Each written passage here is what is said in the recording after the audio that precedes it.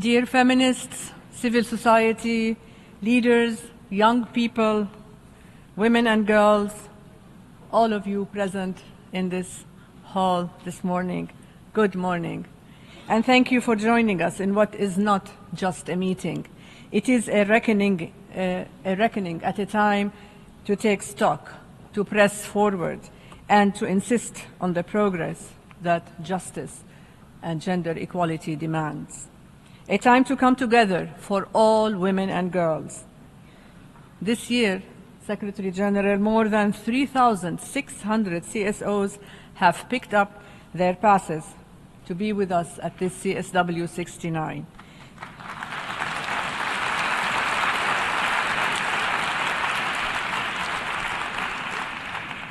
This new record that was registered for this CSW 69 shows your commitment and your drive forward for gender equality and women's empowerment. It is my honor to welcome the Secretary-General to the United Nations, António Guterres, to this vital conversation. We gather on the margins again of the 69th Commission on the Status of Women, but let it be clear, gender equality has never belonged on the margins. It belongs at the center of every agenda, every decision, every future we dare to imagine, and so do women and girls. CSW this year is about history and urgency. 30 years since Beijing, 30 years since the world agreed that women's rights are human rights, a promise made but not yet fully kept. Yesterday, member states successfully adopted the political declaration for CSW. We have many gains to celebrate in that declaration. It is rooted in human rights, attuned to the realities women and girls face today. It calls for action on ending poverty, action on women, peace and security, education, especially STEM, the gender digital divide, and the urgent need to revitalize this commission. It also connects us to the Pact for the Future, because gender equality must be part of shaping that future. These are not just steps forward.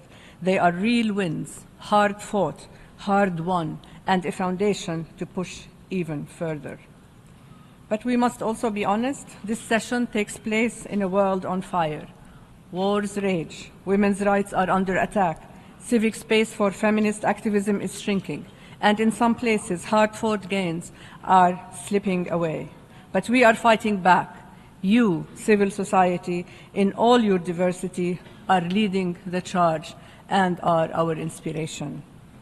Secretary-General, our feminist-in-chief, your leadership has been a steadfast force in this fight. I thank you for making this town hall a priority year after year. If I may, Secretary-General, I will now invite you to share your remarks.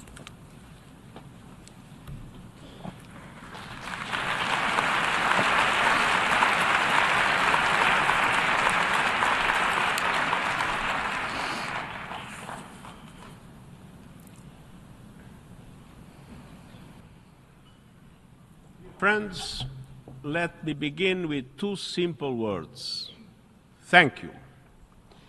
In these difficult times,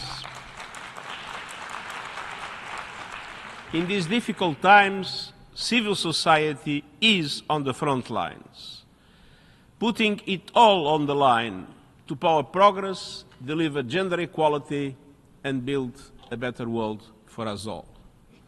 And I stand with you now and always.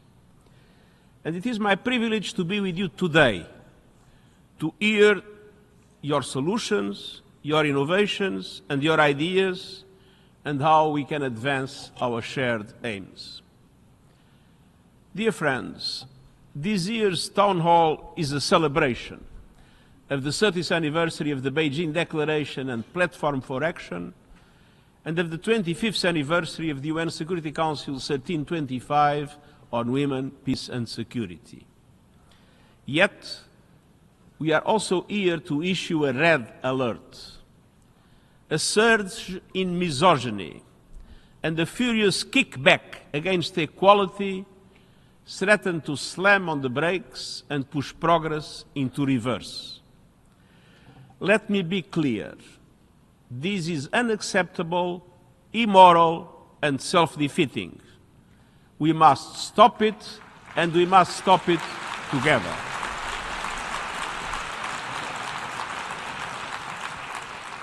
Dear friends, in the 30 years since Beijing, we have seen advances in maternal health, girls' education, and more.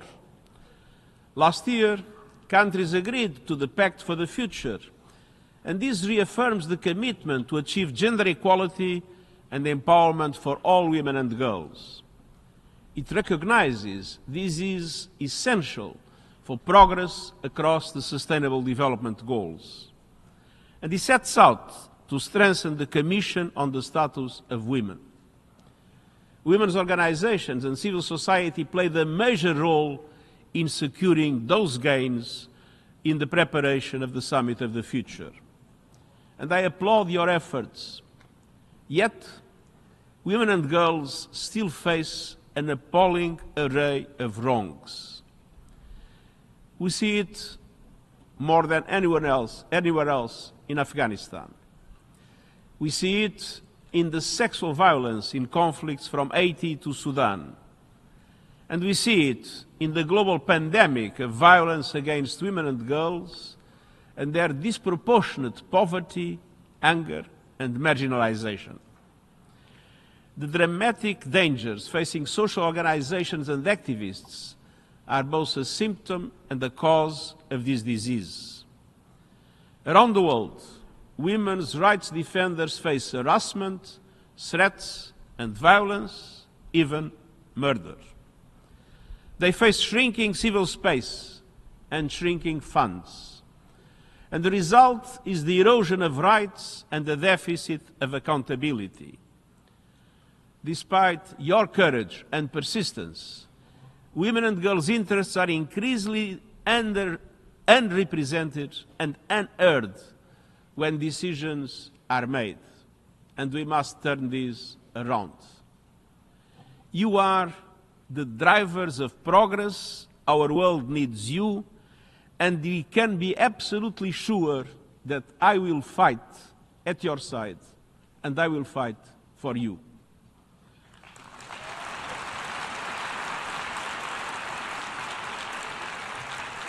All of these challenges are playing out against a backdrop of global woe, conflict, climate disasters, and the debt crisis threaten equality and women's rights.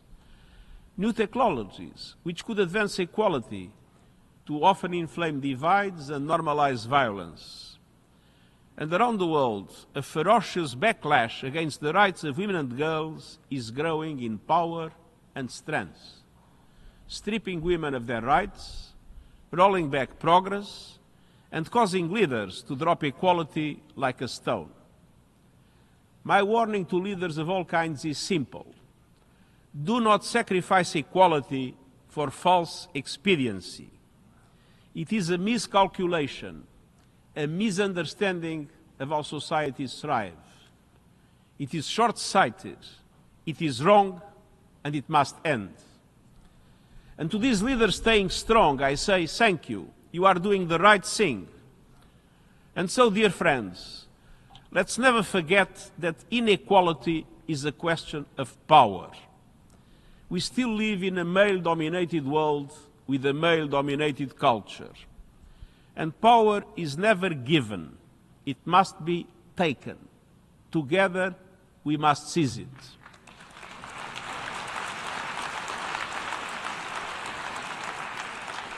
And for those that ask how, the answer lies in this room: energy, commitment, and determination. All of us who care about equality must come together, organize and mobilize to push the world to deliver, with every one of us playing our part. The United Nations system has reached and sustained gender parity at leadership level, and we continue to take system-wide actions through our Gender Equality Acceleration Plan. And this is boosting the capacity of the UN system to deliver for gender equality and the rights of women across the board. And it includes strengthening support for civil society participation and opening up financial opportunities for grassroots women's organizations. As a global feminist movement, we must come together and push for action in critical areas. We must push countries and governments to prioritize investments in equality for women and girls, and to deliver on their commitments in the Pact for the Future to create a surge in finance for sustainable development. We must push for greater support for women's rights organizations, and we must push for action to tackle misogyny online and close the gendered digital divide by delivering on the Global Digital Compact agreed last year. One of the biggest threats in our struggle for gender equality is the fact that there is a clear male predominance in areas like technology, engineering, and mathematics. And this can be seen in many of the algorithms that are produced by the technology industry being biased against women. And this is something that we must consider a fundamental priority in this question of power relations. Power relations in the new technologies areas must change, and gender equality must prevail also in the new technologies areas. We must push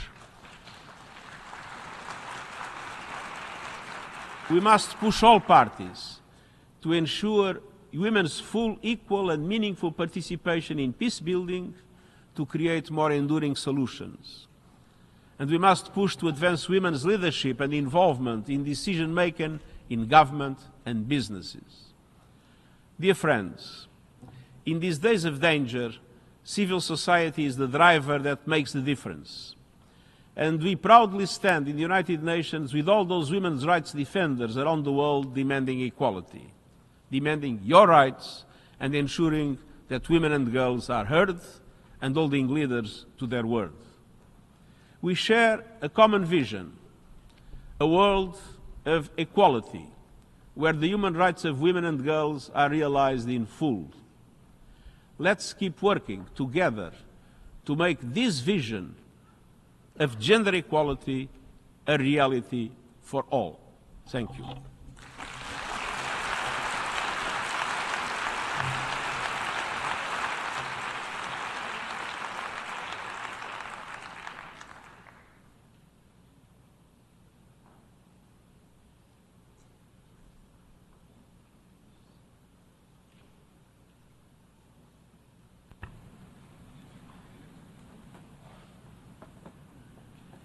Thank you, Secretary-General, for your powerful remarks.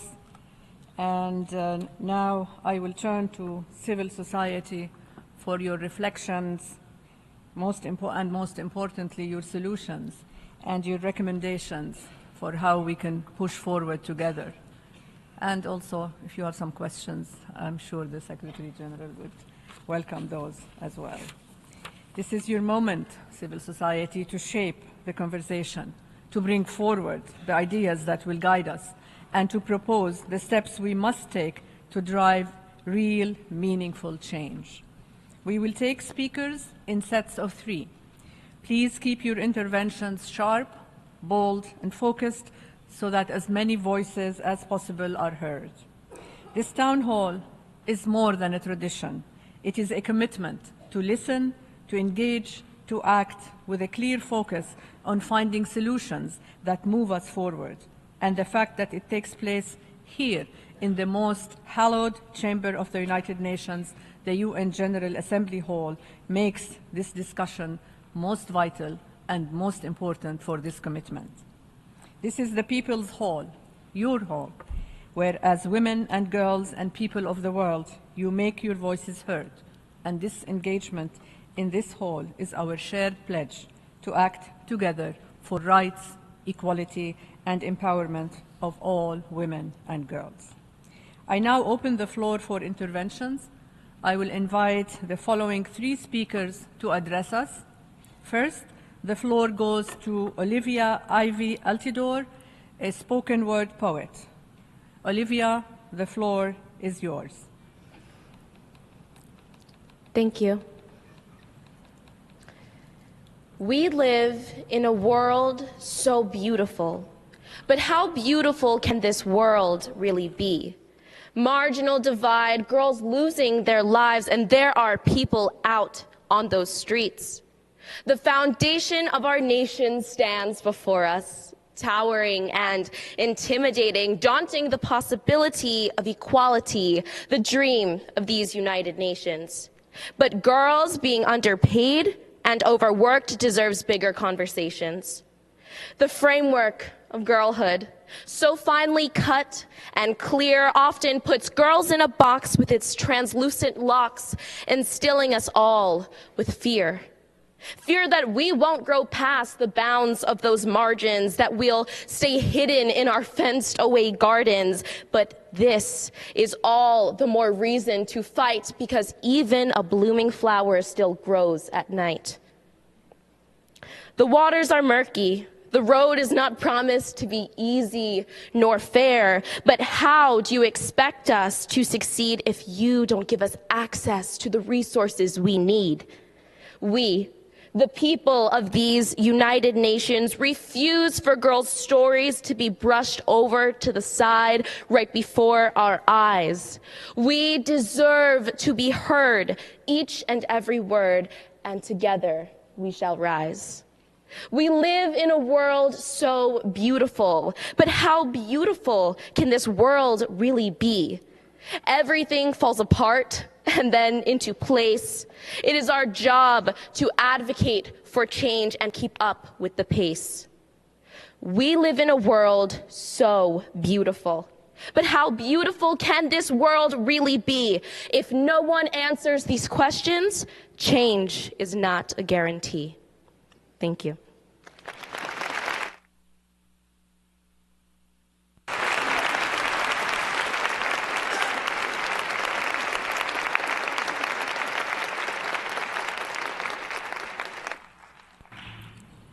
Thank you very much, Olivia, for this beautiful, inspiring poem to kick us off this morning. Thank you so much for being here as well.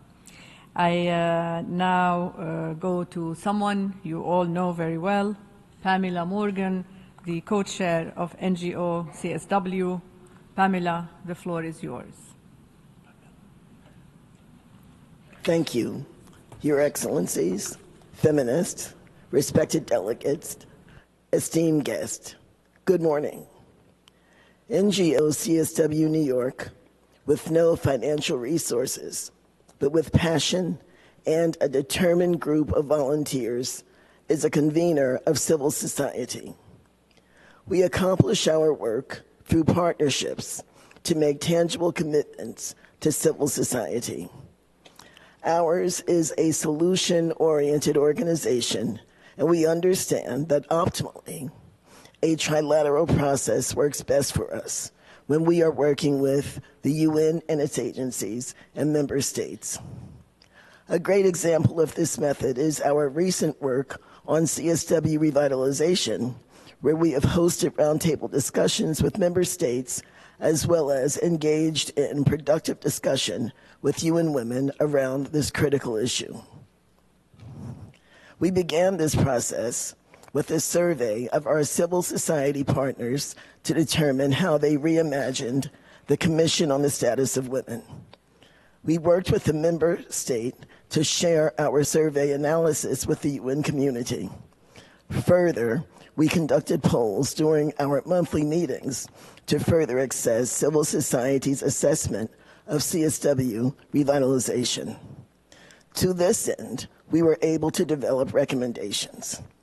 Our recommendations are divided into two areas: CSW revitalization and process recommendations, which include requiring accountability from all CSW stakeholders, promoting local, national, regional, and global collaboration through greater inclusion and linkage of UN gender mechanisms, including the Beijing Platform for Action, Beijing Plus 30 reviews, CSW Agree conclusions, CEDAW, women, youth, peace and security, and UN special rapporteurs.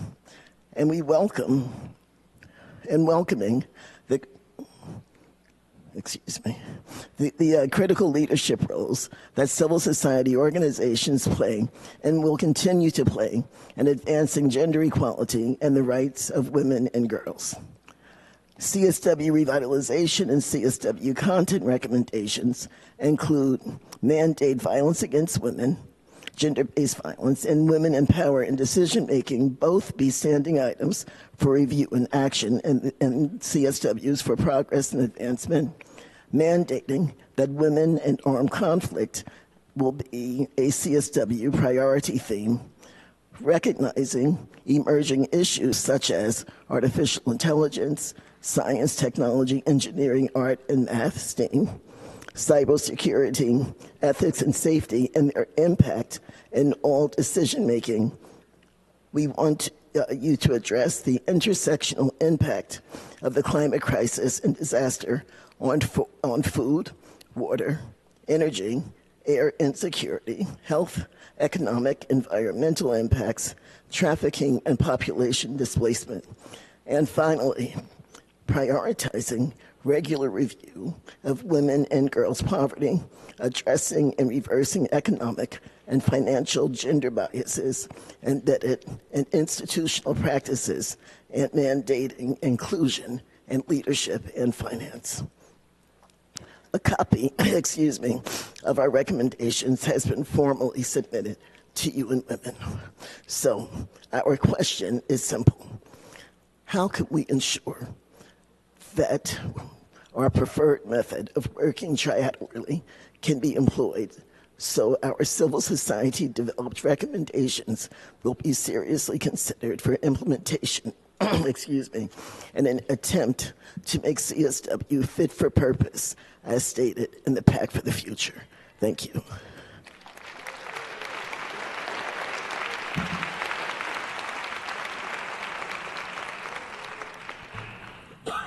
Thank you very much, dear Pamela, and thank you to the NGOs, CSW, for all you do.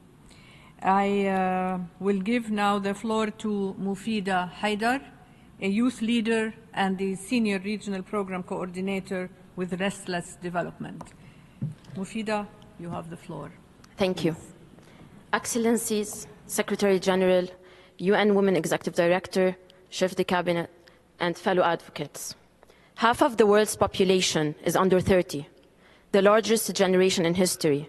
Yet, we inherit deepening inequalities, authoritarianism, climate change, shrinking civic spaces, genocides, and conflicts that threaten our futures. We stand on the shoulders of the Beijing Declaration, yet young feminist movements remain underfunded, excluded, and unheard. Even as we drive frontline change, if we are to build a just and equitable future, our voices must be at the forefront, not as tokens, but as true partners in shaping our world. To build a just and equitable future, we must address three critical priorities. First, revitalizing and decentralizing CSW through structural transformation by fully resourcing regional consultation, removing visa barriers, ensuring accessible language services, and implementing transparent accountability to transform commitments into real progress, and institutionalizing meaningful youth leadership. True inclusion requires co-creation, dedicated funding, and decision-making power for young people at every level. Second, ensuring unrestricted, sustainable funding for young feminist movements.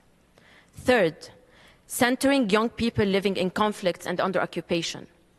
The realities of war, occupation, and displacement disproportionately impact young women and gender-diverse youth, yet their voices are often excluded from peace-building and humanitarian decision-making. Their voices are essential to achieving sustainable and equitable solutions. Our diverse experiences cannot be fully represented in one voice, but I am here to reaffirm our collective demand. Fund us, include us, protect us. If we are truly committed to achieving the Sustainable Development Goals and fulfilling the Beijing Declaration, investing in young feminist leadership is indispensable. We stand ready to co-create the future we deserve. Thank you.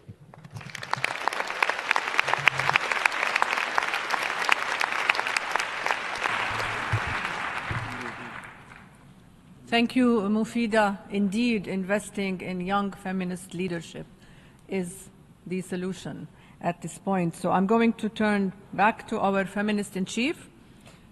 Back to you, Secretary-General.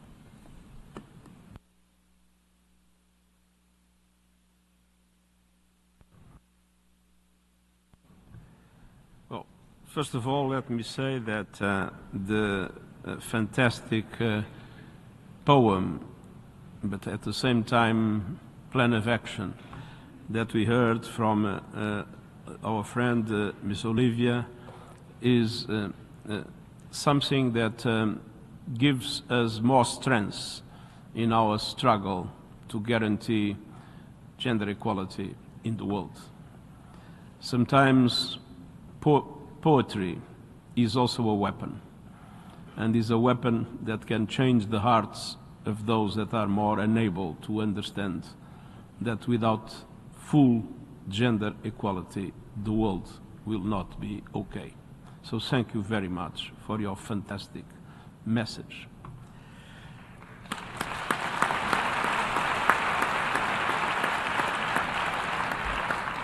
Ms. Pamela, you have presented a complete, based on your survey, a complete plan of action. And I would say that there was nothing in what you indicated that I do not agree with. But, of course, you asked a question about how the other actors can guarantee that this plan of action is taken seriously and moves forward. I cannot respond for all of the other actors, namely for governments, even if we are fighting hard to change some more stubborn ones. But I can respond for what we are trying to do. And the understanding that we were not doing enough in relation to gender equality led to our Gender Equality Acceleration Plan and to review our UN plan of action on gender equality. And we also did a survey to see to what extent our different agencies were responding to the orientation and to demands that we have provided to them in order to accelerate our action. And I'll give you the results of our survey. According to that survey, 91% of the United Nations entities are reporting regularly on their consultations with civil society and women's organizations to inform programming and intergovernmental processes. 86% of responding United Nations entities ensure the participation of organizations representing women and girls in the strategic engagements and convenings. But of course, we must make this participation much more meaningful. 74% provided technical assistance to intergovernmental fora in 2024 in relation to gender equality. And finally, 25% of the entities provided direct funding to local women's organizations working on women, peace and security and on humanitarian crisis contexts. But let's be clear, the Women's Peace and Humanitarian Fund raised $100 million since 2023 for this purpose, which is completely insufficient to support adequately the civil society. So I have to say that one of the central problems that we face is that with the decrease in ODA and the decrease in humanitarian and development cooperation funds, the most dramatic one being the recent of the USAID, the support to women's organizations has been dramatically decreasing. And what we are doing is just a drop in the ocean of the needs. But I can guarantee that we take very seriously all your recommendations and that we are pushing all our organizations within the UN system in order to work more closely with you and in order to be able to support your action in a much more effective way. Finally, I would like to say that I am in full agreement with what was said by our youth representative, Mufida. What you said corresponds exactly to what we think needs to be done, and we congratulate you on the very precise and strong message that you conveyed to us all.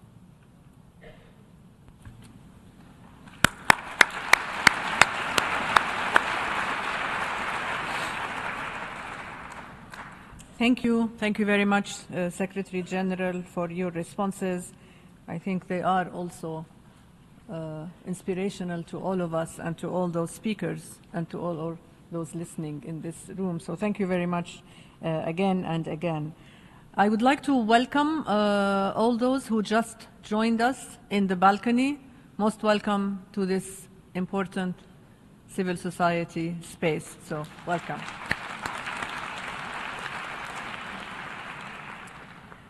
And now we move to the baskets part. I think you remember from last year, now we have a baskets part every year. So we have the baskets.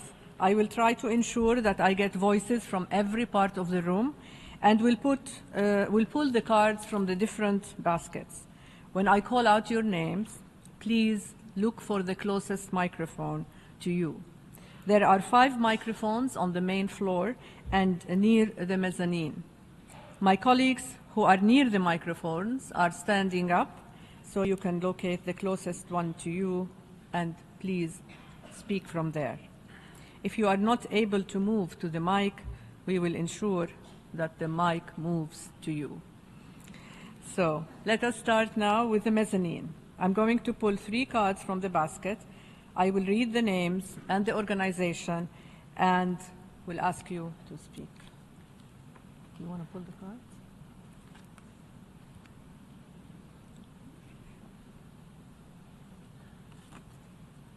Oh. Okay, so I have 3 names here. Linda Sestock, CFUN, Canadian Federation of University Women. And Maria Reeves, and Magda,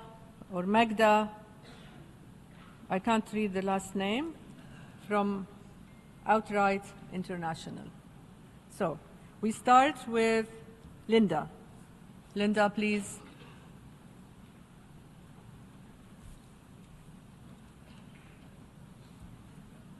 Linda? All right, good morning, everyone. My name is Linda Sestock. I'm with the Canadian Federation of University Women. I just want to mention that we come from Canada, where we have recently learned how easily it is to see alliances shift from one day to the next. My question today, how do we get heard at the government level? When will civil society observers be integrated into CSW negotiations? Thank you.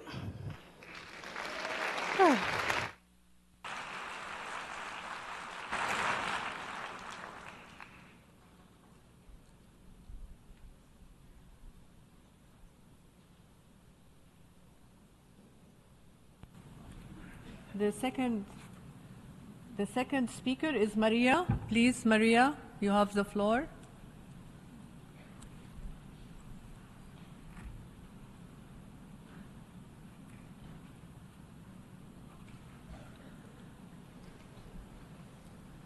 Hello and good morning, everyone. My name is Mariah Reeves, and I am from Iowa in the United States in the Midwest.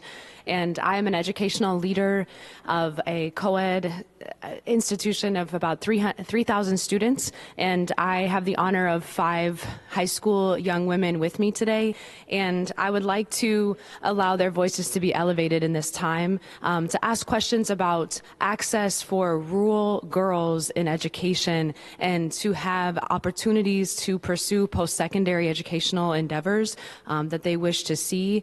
And I would like to just encourage the continued fight for equitable access for girls and women in educational spaces in the United States, especially in this political climate that we currently exist within, asking for voices to be heard of our young women to be able to access educational opportunities in rural spaces and places in the U.S. Thank you.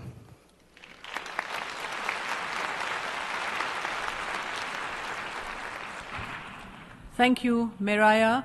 And now we have our third speaker, Majda, please. Thank you so much. My name is Magda Rakita. I'm originally from Poland. I work in Europe, and I'm an intersex woman. Girls and women like me, especially little children, face really challenges, condition, and violation of human rights across the globe.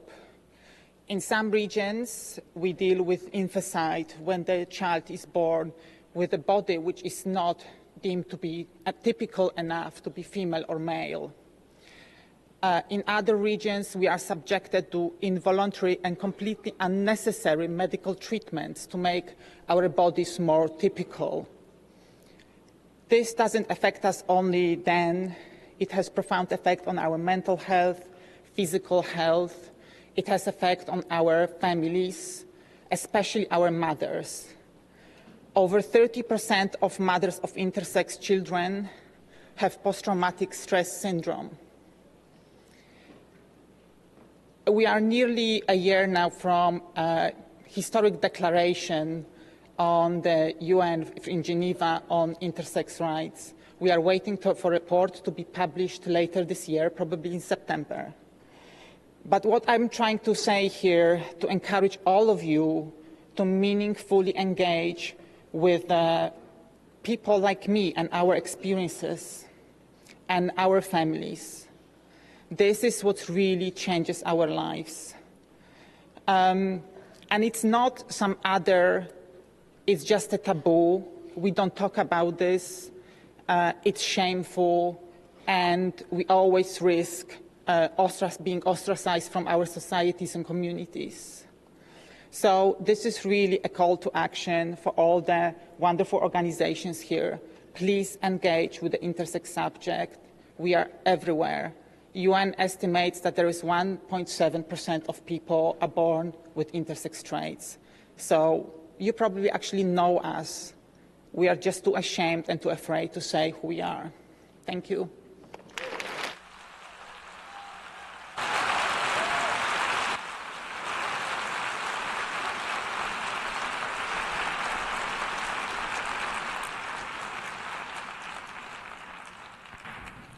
Thank you very much to the 3 speakers.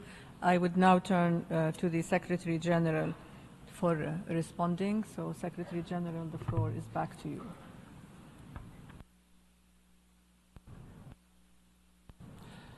The first intervention by Ms. Linda on how can we guarantee that governments hear us. I think the situation is very different from country to country. There are countries where there are institutional mechanisms for the voice of women's movement to be taken into account when policies are formulated and when the questions of gender equality are discussed or when the Sustainable Development Goals are discussed. And there it's, of course, to make use as much as possible of these instruments. But in many circumstances, those instruments are either non-existent or just, I would say, to pretend that there is an auscultation of women's movements, but obviously without any attention being paid. And these, you enter in exactly the the sentence that I just said a few minutes ago when I said, well, power is never given. It needs to be taken. I mean, in those situations, the only way is for women's movements to mobilize themselves as much as possible, to use social media as much as possible, to create as much as possible embarrassing situations for the political power in relation to the public opinion and in relation to other, I mean, to the world at large, because, I mean, they will only hear you if you shout loud enough, and to shout loud enough, you need to organize yourselves in a very effective way and use as much as possible the tools and instruments that technology today puts at our disposal, independently, of course, of the traditional forms of demonstration that exist for civil society everywhere in the world since the past. So my advice is, if the government is not listening, organize yourselves in a way that the shouting is louder and that they will pay a price if they don't listen to you, namely electorally.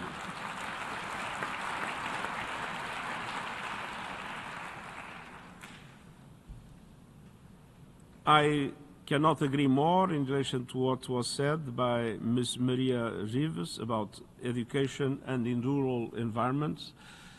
Of course, the US is a country where the access to education is much more generalized than many developing countries in the world. And indeed, a central question in gender equality is full women access to education at all levels. And as I said, now with a particular priority to make sure that in the areas of science, technology, mathematics, physics, women match the number of men involved, because these are the areas that largely, because of artificial intelligence, will shape the way our societies work. So we cannot allow men to be dominant in as these aspects of education and science to be developed. But of course, rural areas are the most difficult, and so, what I strongly advocate is normally rural areas have an important electoral weight, is to use as much as possible the political mechanisms of intervention in order to make sure that those that run your states will pay a price if they don't pay enough attention to the rural areas, and that price, of course, is translated itself in losing elections.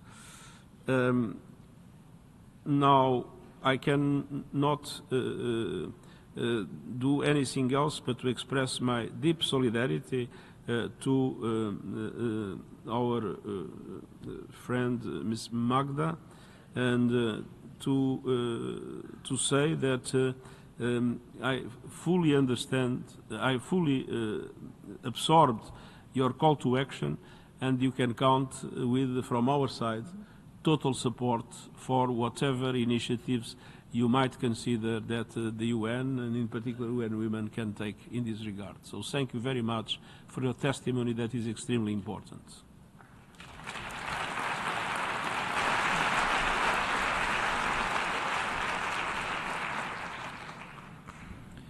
Thank you, Secretary General. Now we will move to the main floor, and again I will pull 3 cards from the basket. Oh, so many. 1.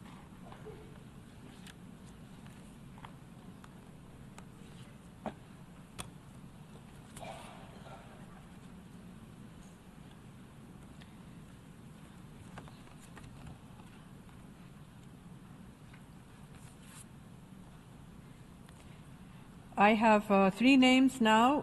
The first is Grace Forrest from Walk Free.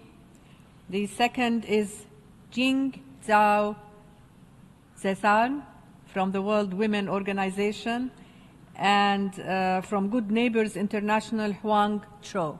So we start with Grace. Grace, you have the floor.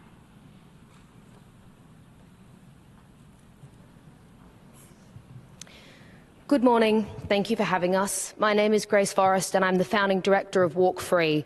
We are an international human rights organization focused on the eradication of modern slavery in all its forms in our lifetime.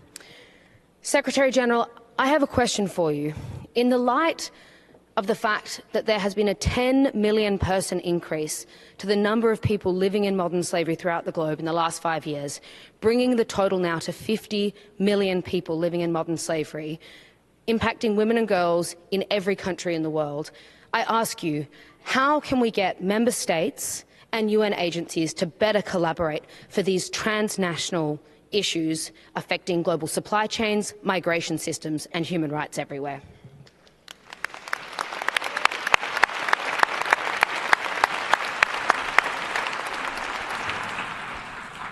Thank you, Grace. We move now to Jing from the World Women Organization, please.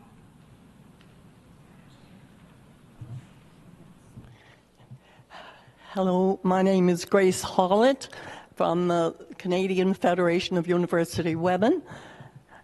The same organization as Linda Sestock just spoke for, and we're deeply committed to the equality of all women and girls, and we work primarily in Canada, but also internationally, particularly recently in Nepal. And we're very, very pleased to be here with so many women from all around the world. And my question is, how can we promote the equality of all women, all girls throughout the world? Thank you.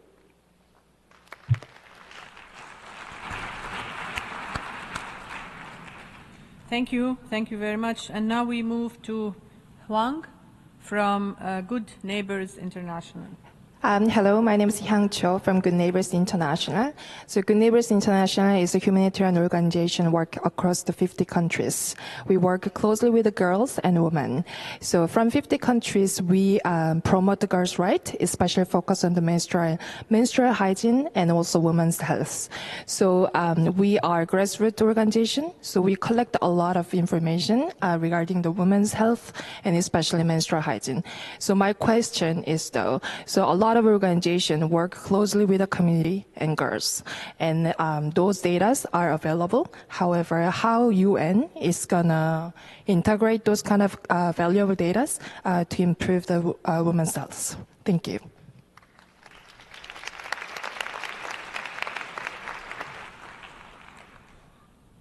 Excuse me, can you please repeat how the UN, because I couldn't understand very well what you said. How the UN? Maybe I just speak too quickly. So how UN is integrate those kind of value of data from the grassroots organizations. Integrate the data. The data. Yeah. From grassroots.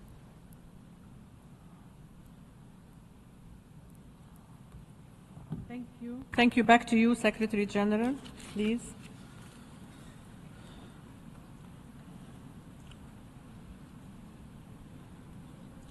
The first question was related to the questions of human trafficking. I must say that one of my biggest frustrations is that we have not yet been able, and we have an organization that is particularly specialized in these areas, which is UNODC, and we were never able to make governments provide the same kind of funding, the same kind of cooperation, exchanging intelligence, and the same kind of effective action on the field against gangs. We never managed to have the same attention for human trafficking that exists for drug trafficking. And to be honest, the only explanation for me, and this is a battle that I have since I was in politics many years ago, the only explanation for me is that those that are powerful and those that have power of decision are afraid that drugs might enter their houses and impact their children, and do not believe that their children will be trafficked, because trafficking usually is in relation to very poor children and very poor women in marginalized situations or forced to move.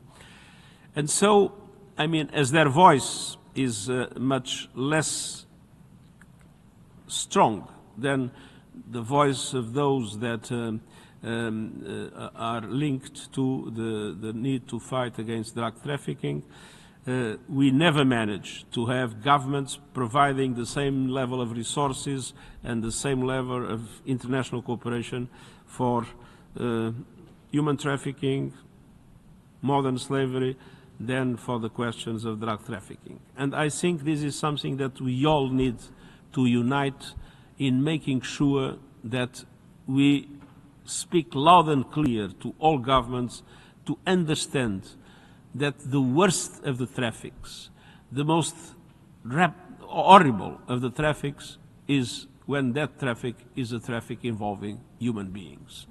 And of course, drug trafficking is important, weapons trafficking are important, but the traffic of human beings is indeed the most shameful thing that exists in our world.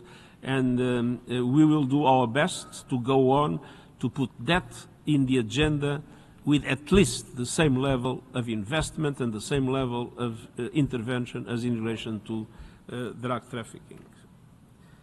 And unfortunately, our organization linked with that was one of those that was more dramatically defunded in the recent reduction of funds for humanitarian action. How can we promote equality for all women and girls in the world?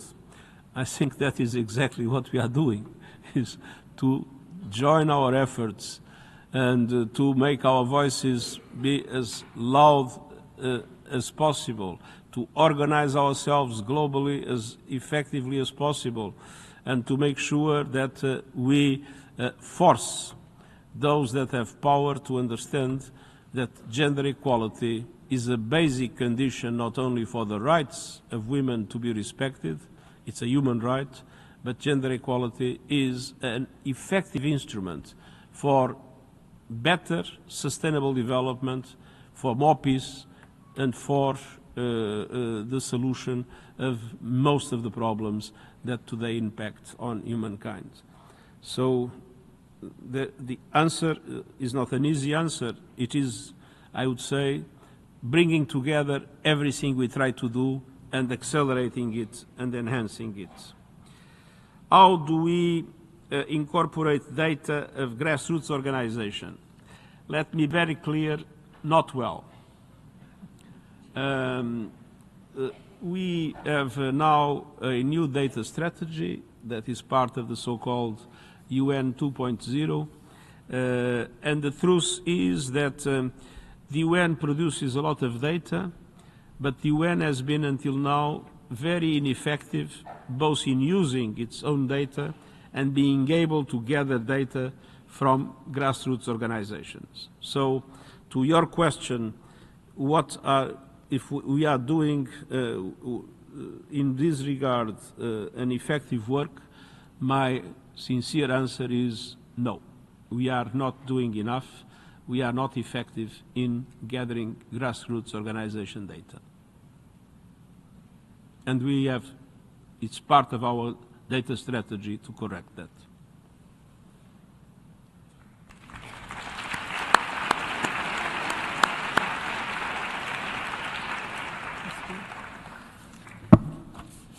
It's 11 o'clock almost, and I will invite the Secretary-General for final reflections, unless Secretary-General, you would like another round. I think we can have another round. Perfect. So we will have another round. Thank you, Secretary General, for always giving us the time. I must say that for me the most important of this session is not to speak, is to listen. And so I would encourage you not to ask questions, but to tell us what, in your opinion, we are not doing well, how can we improve, and to give us suggestions for us to be able to better deliver in relation to this common cause of gender equality that unites us all.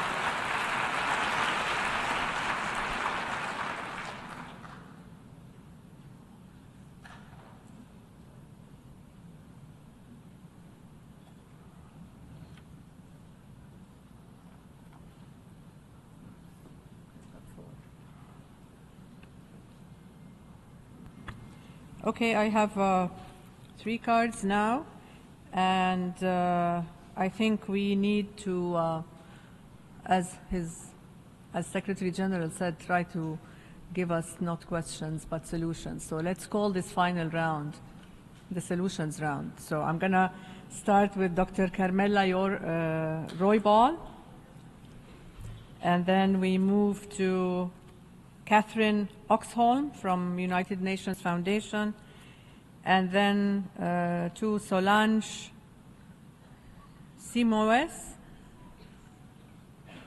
from the Women and Feminist Organization. So we start with Dr. Carmela. Biagandi, unsengitamu. Ikundawaha, thank you. I put the respect to you, Secretary General. My name is Dr. Carmela Roybal from Okeowinga, New Mexico, representing the indigenous people of North America and globally.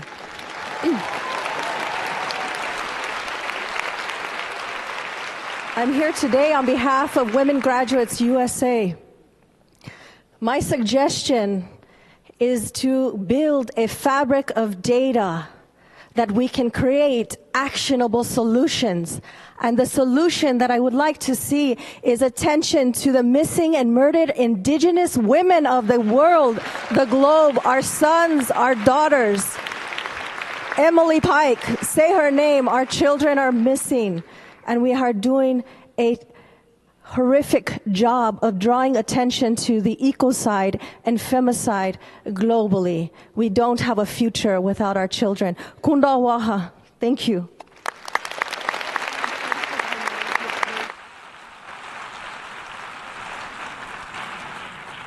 Thank you, Dr. Carmela. We move now to Catherine Oxholm from the UNF. Hello, thank you so much for allowing me to speak, and apologies that I did have a question, so let me rephrase it. Working at the United Nations Foundation, it is such a wonderful place that works on the Sustainable Development Goals, but noting the change that is currently happening not only within the US, but within a lot of the countries around the world, and especially with the rights of women and girls, there have been so many substantial gains, but face furious gaps and backlash, and currently the removal of a lot of those rights.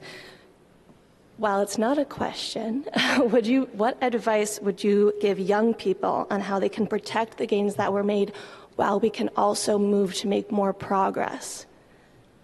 Is that possible?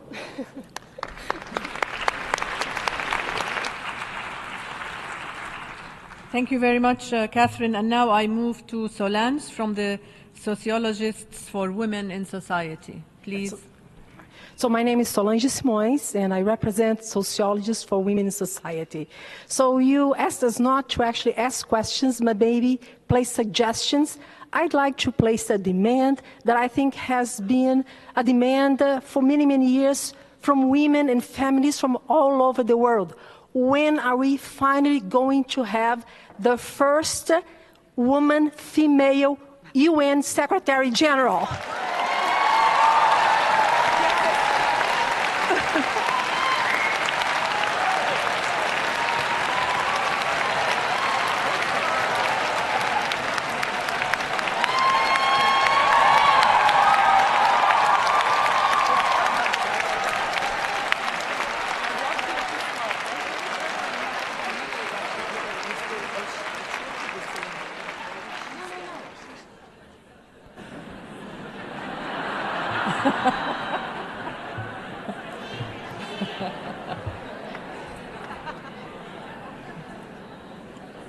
Well, well, well, back to the Secretary General.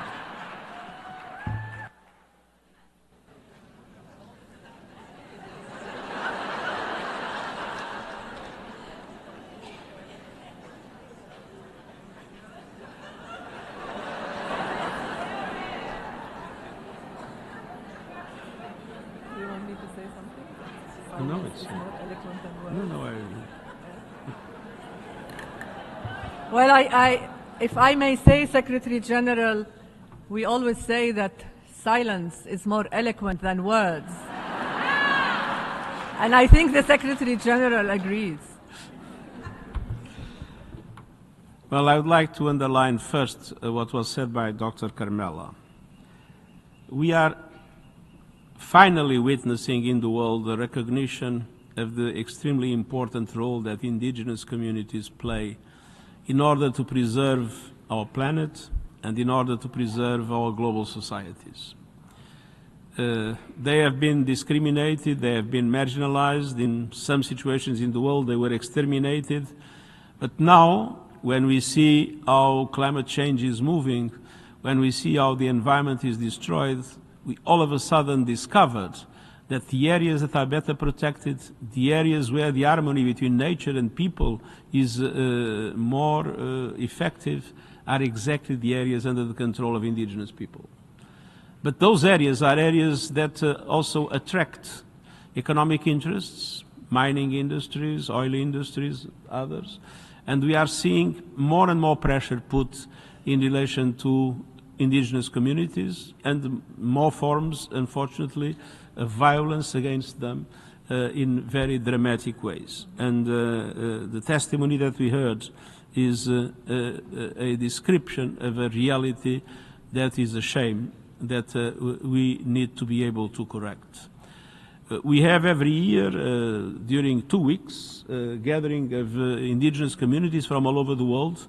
But let's be honest, we have not been doing enough. And we need to give indigenous communities much more political power within their countries and globally in order to protect their interests and to protect their lives and to help us protect the planet. Now,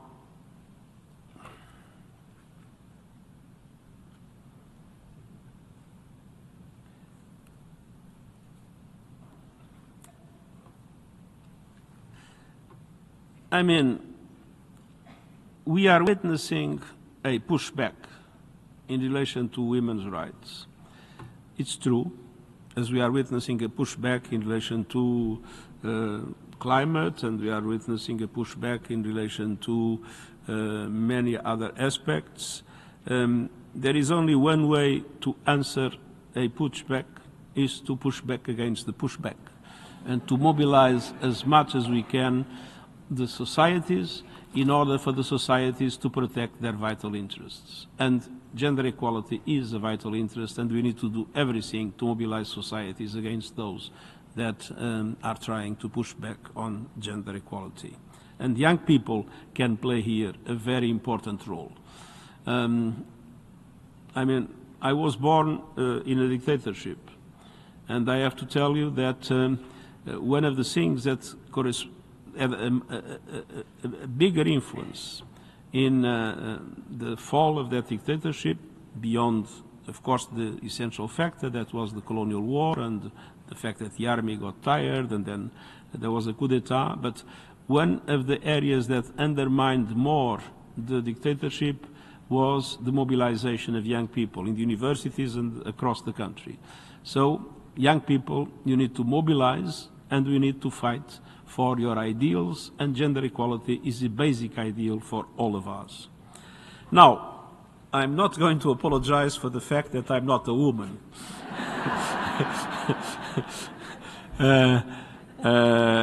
And obviously, when I was elected, one thing I could not do was to become a woman, but one thing I could do, and I believe I did, was to act decisively against the routine and to promote an effective mechanism of gender parity for the UN. Because, as I said, The question is essentially a question of power. And if we have women in positions of power within the organization, you really change things. Now we have 53% of women and 47% of men in the senior management positions of the UN, USGs and ASGs. When we started, women were less than 40%. The resident coordinators that are the leaders of the UN at country level today are also 53% of women and 47% of men. Women were less than 40% when we started. And progressively, we have the objective to reach full gender parity in 2028. We are getting closer. I think we are at globally at 44% at the present moment. As you know, the level of parity is when we reach 47 or more, but 47 is the minimum for gender parity. And we are moving more or less 1% per year globally in relation to the UN staff. So I am convinced we already reached gender parity at professional staff. I'm convinced that we will get in 2028 to full gender parity in the UN, with one possible exception, which are the field locations, namely in areas like Afghanistan, DRC, and many others, where we still are only with 35% of women in relation to our staff. And it's very difficult to make progress in those areas. But globally, this is more than compensated by more women than men in non-remote locations. Globally, I believe we are on track to get to full parity in 2028, and we already have 3 years in which we maintained full gender parity in the areas of responsibility of the UN. So, I'm not a woman, but I fought to make sure that women had a decisive role in the power within this organization. And obviously, I have to say that it was not necessary to do anything of positive discrimination. The only thing women need is the plain level field, is equality of opportunities. And when women understood that the doors were really open, we started to have fantastic women candidates. And we never had to choose a woman against a man that we thought was better to move into gender parity. Because today, in public administrations, the truth is, as we have more women than men in universities, coming out of universities, in most of the world, and some of the men that have better positions in the universities go to the private sector, the truth is, competing to the public administrations, we now have a situation in which we have more competent women than competent men competing for these positions. So the only thing we need to do is to guarantee that the system works in an equitable way, and if the system works in an equitable way, gender parity becomes a reality. If the system works based on prejudice, based on... there is a famous sentence that I remember when I fought many years ago for gender parity in the political party where I was, and I mean, this was 30 or 40 years ago, which was the answer of the men, of course, completely dominated at the time, and they were saying, we have nothing against women provided they are competent. And I used to answer them something which, of course, you cannot use. It was to say, look, there will only be perfect equality when incompetent women will also have positions of responsibility, because there are lots of incompetent men in positions of responsibility. But that is not what has happened in the UN. I think we reached gender parity at top level based on competence. Thank you. And I hope that those that will choose the next Secretary General will be wise. Do you want to have any more to say, or shall I end? Well, you know, our feminist-in-chief is the first one who told us that we should all work together to dismantle the patriarchy. And the other thing is that, yes, under his leadership, we are on track to achieve gender equity within the United Nations. So we really want to thank him on your behalf.